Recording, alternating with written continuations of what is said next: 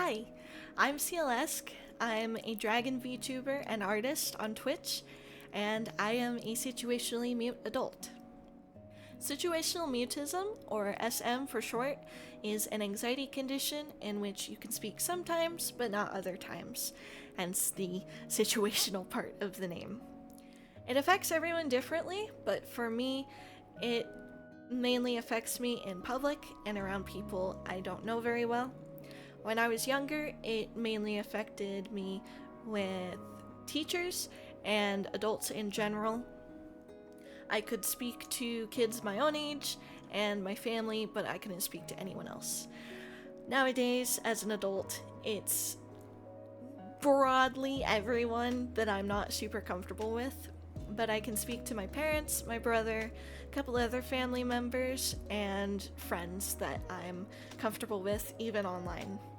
Otherwise, I'm generally mute. I was diagnosed with SM when I was 12, which is very, very late. You're usually diagnosed at around 3 or 4. So, right off the bat, we didn't have any resources for me back then. I don't really have an answer as to why I was diagnosed so late, other than I was a good kid. I didn't really get in trouble, so my teachers just kind of assumed I was just the shy bookworm type, and that's what I chalked it up to also. Whenever my classmates asked me, why don't you talk to the teachers but you talk to us? I didn't have the vocabulary to describe what I was actually going through, so I would just say, I don't know, I guess I'm just kind of shy sometimes. But I knew that wasn't right because I'm not shy, but I didn't know how else to describe it. I remember being really scared and confused when I was diagnosed. I was old enough to know that something was up with my parents just taking me to the clinic out of the blue to see a doctor, but I was too young to fully grasp exactly what was happening or why.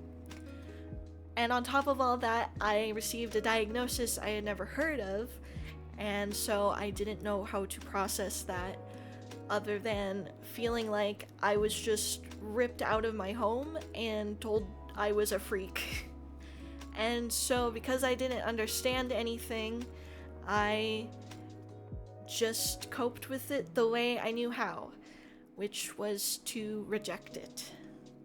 I hated hearing about it, I hated thinking about it, I hated talking about it. I didn't want to acknowledge it even existed. And it made me especially upset when my mom would introduce me to people and say that I had SM and explain what that meant, because I felt like I was being put on some pedestal to be stared at and pointed at and treated like an other. I guess I kind of just thought that if I didn't perceive it, that it wouldn't affect me and that it would go away on its own, but obviously that's not how that works. So I just kind of left it to fester and get worse for me.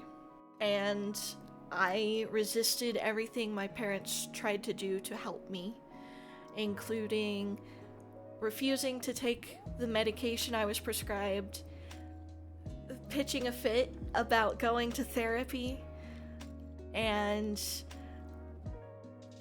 acting out whenever my parents tried to help me in any way. I really did want help deep down. I knew there was a problem and that I wanted to be able to speak, but in my mind, accepting help meant that I would have to acknowledge that there was something wrong with me to begin with, and that I wasn't normal, and that I was a freak, and other such things. So I kind of just went on like that for my entire teenage years. And it only got worse and worse for me because of that, and my horrible, horrible feelings about it were only reinforced after incident upon incident upon incident of adults accusing me of faking my mutism, people forcing me to speak when I couldn't, things like that. My own counselor, who was supposed to help me manage my anxiety, accused me of faking my SM to my parents' faces after overhearing me talk to my dad at a school event that I didn't even know she was also at, let alone listening in. It was a really rough time for me, probably the darkest point in my life, which is really sad and scary to say, having been such a young child at the time. I was only 13 or 14 at that time. And I really, really felt so alone and hurting, and I felt like there was no hope for me and that I would just have to suffer through this alone forever. When I was 15, my mom took me and her across the country to Pennsylvania for a week-long SM intensive camp. And that was where, for the first time in my life, I met people who were just like me, who had the same experiences as me and were going through the same things as me. And on top of that, they were the same age as me. And that really opened my eyes, and that was the first time that I realized that I wasn't alone in all of this, and that I wasn't necessarily a freak. But it wasn't until after I dropped out of high school that I really felt ready to accept that part of myself and to get the help that I needed. But once I did, I felt honestly the best I had ever felt since I got my diagnosis. I started anxiety meds again, which I've been on ever since. I started therapy again with a therapist who actually wanted to understand me and did everything she could to find things that worked for me, and who really validated my experiences and told me that I don't necessarily have to speak. That doesn't have to be the end goal.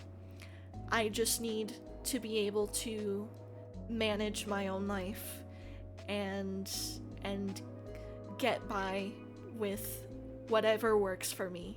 And so I finally felt like I could actually move on with my life and not let this weigh me down anymore, and I could actually do the things that I wanted to do with my life. I'm in my 20s now, and I still can't speak in public or anything like that. My SM still affects me on a daily basis, and it probably always will. But the important thing is that I've found ways to communicate that work for me that aren't necessarily speaking. And it's just up to the rest of the world to accommodate that for me. I still rely on my parents for a lot of my needs. I'm trying to become more independent, but it's a really long process. But I have faith that I'll get there someday, even if it takes a little longer than other people. Ironically, I've always dreamed of being a YouTuber ever since I was a little kid, and that's actually why I started streaming. It's actually really helped me with my speaking skills and my confidence. It's definitely not for everyone, but I have so much fun with it, and it is such a blessing to be able to do it. I've been really inspired by a lot of other creators who document their own experiences and share their own stories and document their own challenges. So my biggest goal with streaming has become to spread awareness of SM and to let people who are like me know that they're not alone and that their feelings, their experiences, all of that is valid. They're not faking it, and it's going to be okay. I really don't want anyone to ever have to go through what I did growing up. And so I really hope that someday I can reach a lot of people and spread a lot of awareness, and hopefully that will lead to change being made and more resources for everybody so that we don't have to suffer in silence anymore. If you're at all interested in checking me out and seeing what I do, you can find me on Twitch over at twitch.tv/clesc, or you can find all my socials on my card at clesc.card.co. My content isn't necessarily focused on SM, but I do talk about my experiences a lot while I'm gaming, and I'm planning more educational based stuff in the future to spread awareness and to educate people on what it means to have SM. But until next time, have a good rest of your day or night or whatever, wherever you are, and I'll see you around.